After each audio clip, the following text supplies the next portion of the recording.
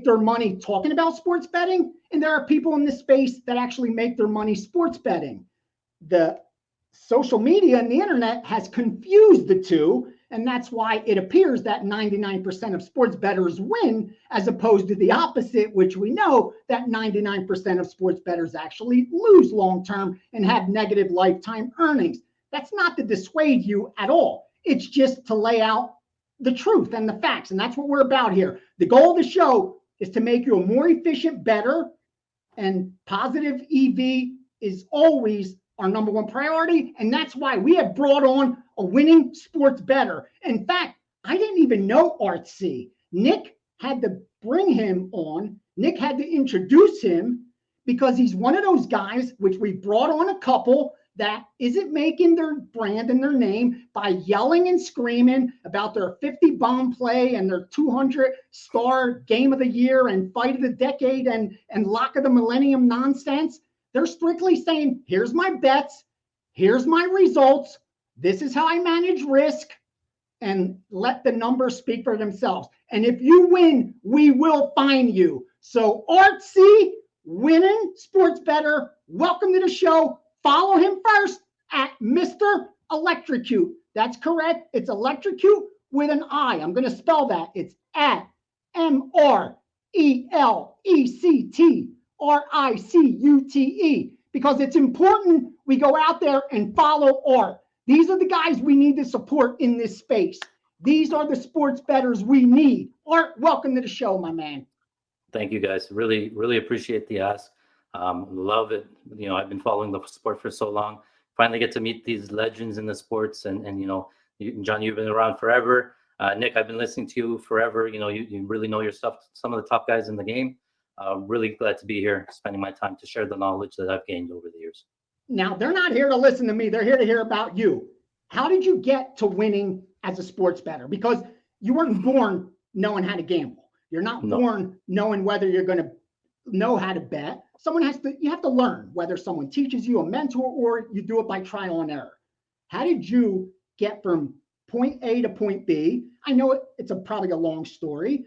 And more importantly, do you mix, like I always ask the question, is it strictly MMA or is it all sports betting markets that you look to tackle? Tell us a little bit about your approach when it comes to betting mixed martial arts and how you got into it. Sure. I've always been a numbers guy, engineering in school, that sort of thing. When the moneymaker poker boom era came out, started playing poker, really understanding the keys to bankroll management, return on investment, plus EV, pot odds, really understanding the math behind it. Once you know poker, I think it's a very easy transition to sports betting. A lot of poker players do it. I don't know if it's the thrill of action or just the understand the bankroll management part of it. But it's an easy transition. I started watching MMA back in those days. Sean Shirk, Rich Franklin before Anderson Silva, became champion, was following it back then. Started betting on it back then. Really, it started with, to be honest, I started with $5 units and betting $5 and losing, and betting $5 again and losing, making every mistake in the book, betting both sides of parlays, trying to cash out, betting, just thinking, oh, this is minus 300 favorite, he must win, so I'm going to bet it, and losing. But you know what? Learning over time. I'm not part of a betting syndicate. I don't have inside information. I've just learned as I've gone. So I started with $5. As soon as I have a winning year, I give it a whole year. Then I'll move up to like $10 a unit, $25 a unit, $50 a unit. So where are we today? Going into 2023, where are you at, Art? 2022 was a great year for me. I'm up 62 units. I was at $300 a unit. So this year I'm going up to 500. I've been keeping it consistent. A lot of the books that I have max bets of $500 anyway. So you might see a couple of 2-3 unit plays, but for the most part, I'll try to stick to 500, keep the success going.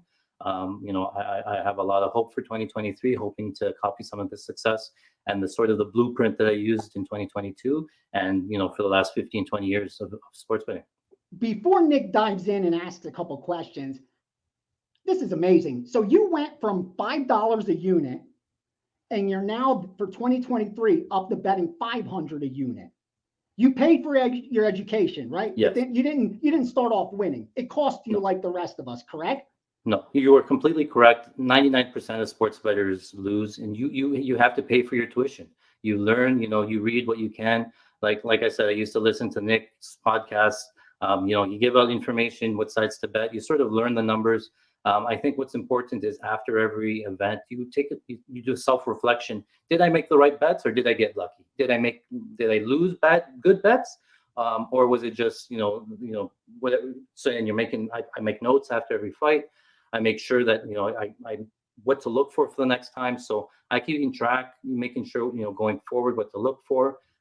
It's really a process, and like you said, it's not something that you just get. A lot of people are coming into the sport now trying to bet on it, expecting success right out of the gate. It's not going to happen. You have to really put in the time, the effort, the dedication to be successful. If it's something that you're really looking to put some action on the game because you're watching to have fun, by all means, go for it. That's the price of entertainment, I call it, right? But don't expect to win long term. If it's something that you're trying to do long term and win long term, you got to take an approach. You got to be very disciplined. You have to have correct bankroll management. There's a process to it, and it's really just I always say it's a marathon. Finding those value plays.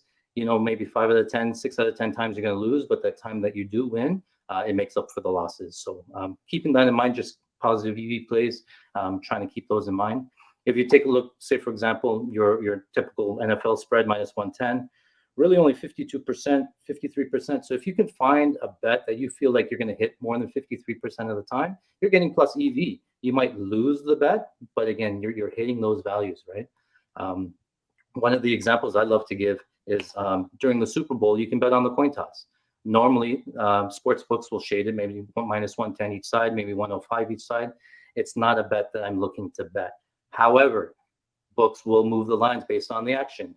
Theoretically, I know they don't, but theoretically, if a book took $1 million bet on heads, for example, they would move that bet down to, say, for example, -150. Now you're getting +120 on tails. You got to figure out, how much do I bet on tails? It's a plus EV bet. You're getting 20 cents to the dollar. It should be a +100 on a 50-50 bet. But now you're getting odds. So you got to calculate, how much should I be betting on this? Even if you lose, it's a good bet. And, if I can find that bet over and over again, long term, I'm hitting it. If I find a casino bet game, I go into a casino, they're like flipping coins and they're giving +120. I am not leaving the casino. I'm betting as much as I can and just staying there until they will kick me out, because I know long term I'm going to be coming out ahead. You're speaking my language. That's the mistake most casual bettors make. Walk down to Vegas, walk down the strip. You talk to the first 10 guys in the sports book and you ask them, what's a good bet? They're going to tell you one that wins. If a bet wins, they think it's a good bet. If a bet loses, you can't convince them it was a good bet. It's very hard to convince recreational bettors that a losing bet was a great bet at times. Yeah. That is the disconnect. Good for you, Nick. What do you got for art before we get some plays for this weekend, man?